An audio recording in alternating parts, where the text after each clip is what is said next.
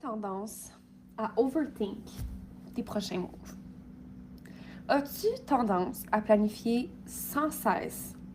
Quand je dis sans cesse, c'est comme tout le temps, ton mois, ta semaine, ton lancement, puis que quand moindrement il n'y a pas la bonne couleur sur ta feuille de papier, tu recommences sans cesse. As-tu cette tendance-là? Et si oui, I see you, parce que j'ai été et je suis parfois encore cette femme-là qui replanifie sans cesse et sans cesse et sans cesse les mêmes affaires. Parce que l'écriture était pas assez belle. Ça, c'était vrai. C'était tellement ça que je faisais avant. L'écriture, comment j'écrivais sur mon papier, c'était pas assez beau. Ou là, je faisais une erreur dans mon mot. Fait que là, au lieu de mettre du liquid paper, je recommençais sur une autre feuille. Ça, c'est vraiment une autre forme de procrastination, by the way, mais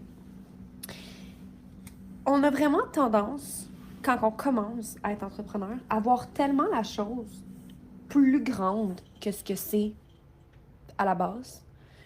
On a tendance à l'overthink, on a tendance à se refaire sans arrêt le scénario dans notre tête, alors que la seule chose qui nous éloigne en fait de nos résultats, ou du moins qui nous distance de nos résultats, c'est le fait qu'on passe pas à l'action. Parce que what if que la seule chose que tu as besoin de faire pour avoir les résultats que tu veux, c'est juste de commencer. Tu sais ce que tu as à faire. Tu sais qu'il faut que tu parles plus sur les réseaux sociaux, qu'il faut que tu fasses plus de contenu. Tu sais qu'il faut que tu vendes. Tu sais qu'éventuellement, il faudrait que tu aies une formation, ou du moins, tu sais qu'il y a quelque chose que tu dois mettre en place aujourd'hui. Des fois, c'est juste de créer un groupe Facebook. Des fois, c'est de lancer ton podcast parce que ça fait beaucoup trop longtemps que tu veux lancer un podcast, dire ce que tu as à dire, avoir un moyen de communication pour ton chakra de la gorge. C'est tellement bon un podcast pour ça, mais tu le fais pas. Et en fait, c'est pas que tu le fais pas, c'est que tu l'overthink trop. Tu penses, l'action que tu fais pour mettre ce projet-là en place, c'est que tu le planifies again and again and again and again. Et il n'y a rien de mal à ça, honnêtement, parce que j'ai aussi été cette femme-là qui planifiait tout le temps ses prochains moves jusqu'à temps que j'aille une claque en face puis que je me dise wait a damn minute. C'est pas les prochains moves puis la planification qui vont actually faire en sorte que les résultats que je veux, que je désire vont arriver puis vont show up dans ma vie. C'est le fait de prendre action. C'est d'exécuter mon plan. C'est pas une question que la couleur était pas belle sur ma feuille, là. C'est une question de je prends-tu action ou non? C'est aussi simple que de te lever le matin et de le faire, ton workout. Puis je comprends, il y a toujours un petit 2-3 secondes, puis des fois ça dure 1 minute, puis des fois ça dure 5 minutes, où est-ce que tu dois parler à la version de toi qui veut te garder petite pour lui dire « Non, tu gagneras pas, on va se lever, puis on va aller le faire, notre workout. » Même si ça ne nous tente pas. Pourquoi? Parce qu'on est dévoué pour notre succès, on est dévoué pour la femme qu'on veut devenir. Les résultats qu'on veut, on les désire, on les visualise, on sait qu'ils sont disponibles pour nous, mais la seule chose qui nous empêche de les avoir, c'est notre manque de passage à l'action. Tout simplement. Des fois, tu as juste besoin d'appuyer sur le bouton d'enregistrement. Puis tu as juste besoin de parler. Ça n'a pas besoin d'être parfait. Puis ça le sera probablement jamais. Plus tu vas faire les actions, plus tu vas publier dans tes stories, plus tu vas faire les épisodes de podcast, plus tu vas faire des programmes sur Telegram, plus tu vas aller en live, plus tu vas faire les choses qui te rendent inconfortable, plus elles vont devenir confortables. Et plus tu vas normaliser dans ton système nerveux la nouvelle action que tu viens de prendre, qui t'a autrefois stretché as fuck. La première fois que j'ai lancé mon podcast, oh my God! le stress que j'avais.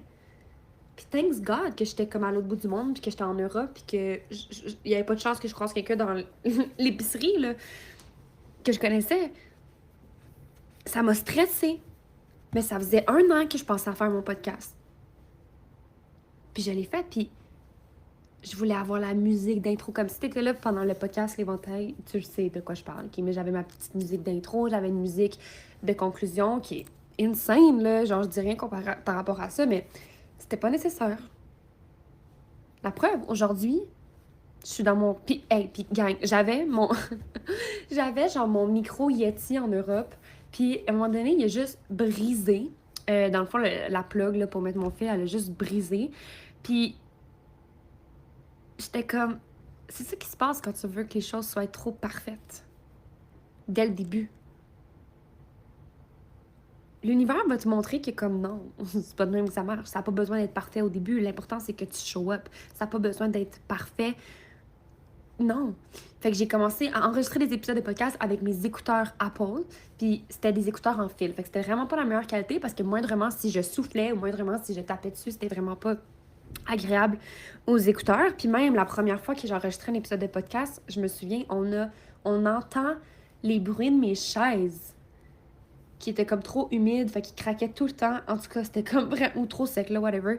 Fait qu'ils craquaient tout le temps.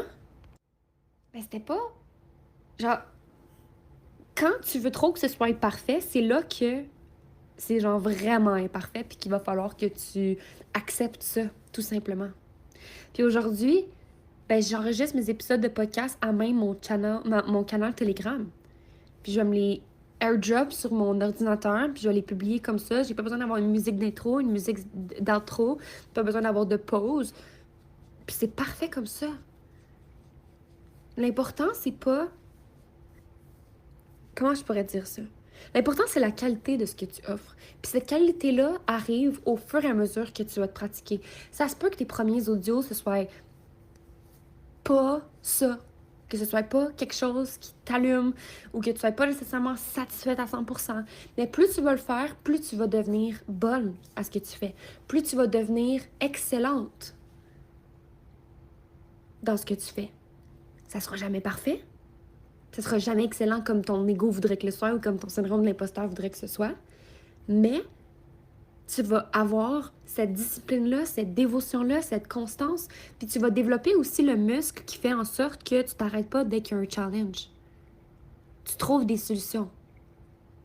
Tu as plein de ressources autour de toi. Mais ça n'a pas besoin d'être parfait. Ta planification, elle n'a pas besoin d'être parfait. La planification devrait être un genre de 10% dans ta business, puis à 90%, c'est l'exécution de ce plan-là. Point. Point.